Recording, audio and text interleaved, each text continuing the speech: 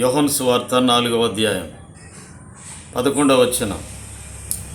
అప్పుడు ఆ స్త్రీ, అయ్యా, ఈ బావి లోతైనది, చేదుకొనుటకు నీకేమీ లేదే, ఆ జీవజలము ఎలాగూ నీకు దొరుకును. అప్పుడు ఆ స్త్రీ, అయ్యా, ఈ స్త్రీ సమరయ స్త్రీ,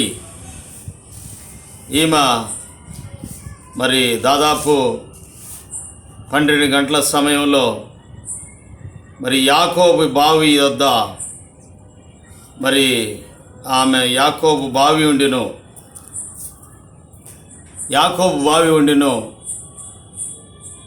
యేసు ప్రయాణం వలన అలసిన రీతిని ఆ బావి వద్ద కూర్చుండెను. అప్పటికి ఇంచుమించు 12 గంటలాయను. అప్పుడు ఆ స్త్రీ, అయ్యా, అని ఈ బావి లోతైనది. ఈ బావి ఎవరిని చూపిస్తూ ఉందంటే యాకోబు బావి. 29వ అధ్యాయంలో, ఆదికాండం 29వ అధ్యాయం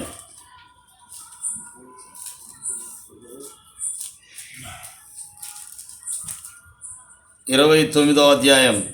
యాకోబు బయలుదేరి తూర్పు జనుల దేశమునకు వెళ్ళెను. అతడు చూచినప్పుడు పొలములో ఒక బావి ఉండెను. అక్కడ దాని యొద్ద గొర్రెలు మందలు 3 పండుకొని ఉండెను.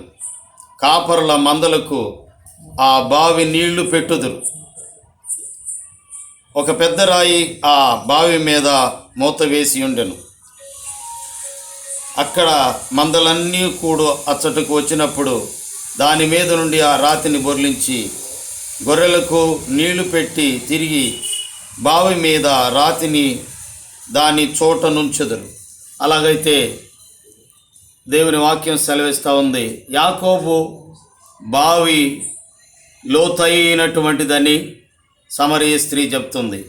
లోతైన బావి అంటే అబ్రహాము, యాకోబు, అబ్రహాము, ఇంకా కిందకి దించమంటావా?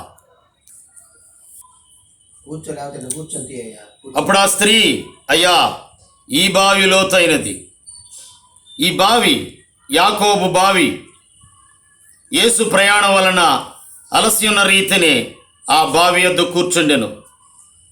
అప్పటికి ఇంచుమించు 12 గంటలాయను. ఆ బావి 29వ ఆదికాండము. మరి యాకోబు బయలుదేరి తూర్పు జనుల దేశమునకు వెళ్ళెను. అక్కడ చూచినప్పుడు పొలంలో ఒక బావి ఉండెను. అక్కడ దాని యొద్ద గొర్రెల మందలకు 3 పండుకొని ఉండెను. కాపరుల మందలకు ఆ బావి నీళ్లు పెట్టుదురు. అనగా ఒక పెద్ద రాయి దాని మీద మూత వేసి ఉండెదురు. అక్కడి మందలన్నీ కూడి వచ్చినప్పుడు దాని మీద నుండి ఆ రాతిని బొర్లించి గొర్రెలకు నీళ్లు పెట్టి తిరిగి వచ్చెదరు. రాతిని దాని చోట నుంచుదురు. కనుక ఈ సమయంలో యాకోబు బావి నీళ్లు చేది పెట్టడం అంటే కారణం అక్కడున్న 3 మందలు. కనుక ఆ మందలకి నీళ్లు చేది పోయడం, నింపడం ఆ దేవుని వాక్యంలో చూస్తూ ఉన్నాం. కనుక మరి నిర్గమాకాండంలో కూడా మోషే మిద్యాను దేశమునకు వెళ్ళి మరి అక్కడికి పారిపోయి, ఫరో ఎదుటి నుండి పారిపోయి మిద్యాను దేశమునకు వచ్చినప్పుడు అక్కడ యాజకుని కుమార్తెలు 7 కాపరలు నీళ్లు పెడుతూ ఉన్నప్పుడు నీళ్లు చేది నింపుచుండగా వాళ్ళు కాపర్లు తోలివేశారు. వెంటనే అది చూచి ఓర్చుకోలేక వెంటనే వాళ్ళు తోలివేసి అక్కడ వారికి సమృద్ధిగా వారి గొర్రెలకు నీళ్లు పెట్టినట్లుగా చూస్తూ ఉన్నాం. కనుక మందలు అనగా గొర్రెలు. కనుక మోషే కనుక దేవుని యొక్క ఆ పనివాడు, లేదా యాకోబు దేవుని పనివాడు. కనుక ఈ బావి లోతైనది అనగా అబ్రహాము, ఇస్సాకు, యాకోబు. కనుక తానును తన కుమారులను ఈ బావి నీళ్లు తాగారు అని సమరయ స్త్రీ చెప్తుంది. కనుక అనుభవం ఉంది, లోతుంది, కానీ అక్కడ లోపం అనేది కనపడుతుంది. మరి అనుసరించే విధానంలో సమరయ స్త్రీ యాకోబు బావిని చెప్తా ఉంది, లోతైందంటుంది, చేదుకొనటానికి నీకేమీ లేదని చెప్తా ఉంది. అంతేకాదు ఆ జీవజలం నీకు ఎలాగ దొరుకును అని కూడా మాట్లాడుతుంది. కనుక నేనిచ్చు నీళ్లు నిత్య జీవమునకై నీటి బొగ్గ అని దేవుని వాక్యం సెలవిస్తుంది. అలాగైతే ఈ యెషయా గ్రంథం 12వ అధ్యాయంలో ఈ ప్రాముఖ్యమైనటువంటి ఒక మాట ఏంటంటే, యెషయా గ్రంథము 12వ అధ్యాయం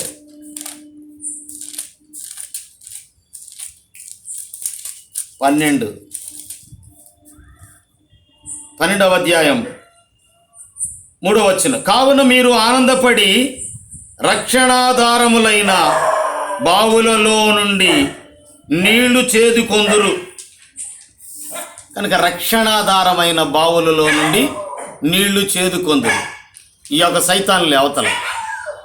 కనుక రక్షణాధారమైన బావుల్లో నుండి నీళ్లు చేదుకొందురు ఆనందపడి. అయితే సమరీ స్త్రీకి ఆనందం లేదు. 12 గంటల జామున వస్తూ ఉంది, దుఃఖంతో ఉంది, నిట్టూర్పుతో ఉంది. అంతేకాదు ఆమె స్థితిని కూడా మరి అక్కడ ఎత్తి చూపినట్లుగా చూస్తూ ఉన్నాం. నీకు 5 పెనిమిట్లుండ్రి, ఇప్పుడున్నవాడు నీవాడు కాదన్నప్పుడు నిజమే, సత్యమే చెప్పితివి, ప్రవక్తమని గ్రహించింది. కనుక రక్షణాధారమైన బావుల్లో నుండి నీళ్లు చేదుకొని రక్షణకు ఆధారమైన మన ప్రభు అయిన యేసుక్రీస్తు వారు ఇక్కడ ఆమెకు ఏ ఆధారం లేని ఆ సమరీ స్త్రీకు ఆధారమైన యేసు ప్రభు వారు ఇచ్చిన నీళ్లు, ఈ జనులు 2 నేరములు చేస్తున్నారు. జీవజల ఓటనైన నన్ను విడిచి ఉన్నారు, బ్రద్దలైన తొట్లను నిర్మించుకున్నారని దేవుని వాక్యం ఇర్మియా గ్రంథంలో చెప్పబడుతుంది.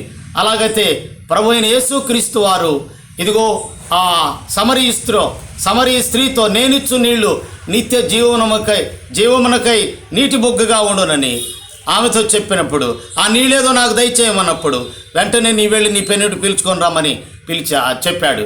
వెంటనే ఆమె నాకు పెనిమిటి లేడయ్యా, నీవు పెనిమిటి లేడని చెప్పిన మాట సరియే, నీకు 5 పెనిమిట్లుండ్రి, ఇప్పుడున్నవాడు నీవాడు కాదు, సత్యమే చెప్పావు. అలాగైతే ప్రభు అయిన యేసుక్రీస్తు వారు ఆయన సిలువలో విలువైనటువంటి ఆయన్ని పొడిచినప్పుడు రక్తమును నీళ్లును కూడా బయటకు వచ్చినాయి. కారణం ఆయన నోటి నుంచి వచ్చేటటువంటి జీవజలం.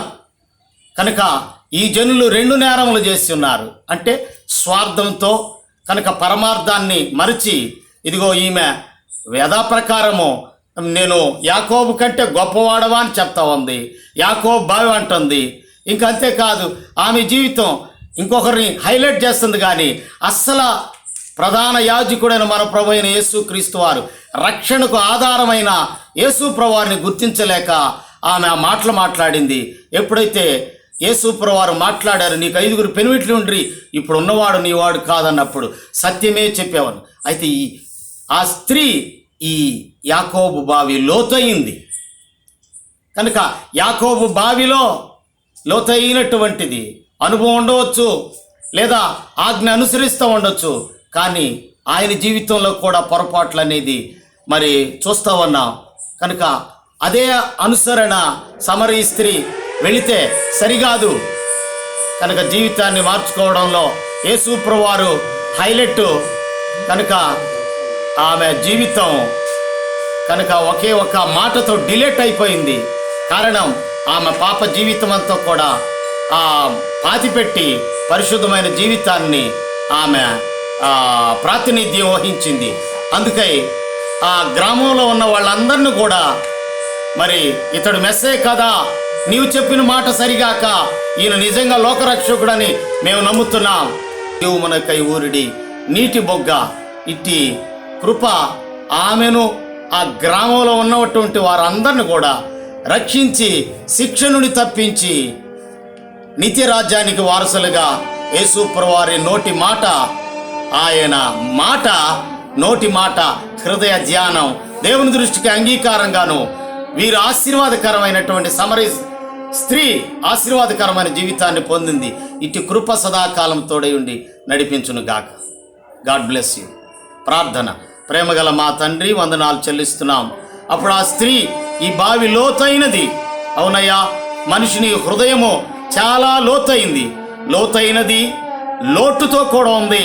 కానీ మేటి సారము నాయన తండ్రి హృదయంలో నింపగలిగిన, హృదయంలో నాయన నీ మాటలు నింపినప్పుడు కనుక సజ్జనుడు తన ధననిధిలోండి సద్విషయాలు తీసుకొస్తాడు, దుర్జనుడు తన చెడ్డ ధననిధిలోండి దుర్విషయాలు తీసుకొస్తాడు. అలాగైతే దుష్ట జీవితం ఆ సమరయ స్త్రీ జీవితాన్ని మార్చి పరిశుద్ధమైన జీవితాన్ని ప్రసాదించారు. ఈ సాయంకాలం ఇంకెవరైతే ఈ మాటలు వినడానికి విశ్వసిస్తున్నారో, అంగీకరించడానికి విశ్వసిస్తున్నారో, పరిశుద్ధ ప్రజలుగా దీవించి ఆశీర్వది బలపరచమని, నిత్యరాజ్యానికి వారసులుగా చేయమని యేసు ప్రభు నామంలో ప్రార్థన చేస్తున్నాం తండ్రి. ఆమేన్. తండ్రి, కుమార, పరిశుద్ధాత్మ త్రియక దేవుని సదాకాలం తోడే నడిపించునుగా.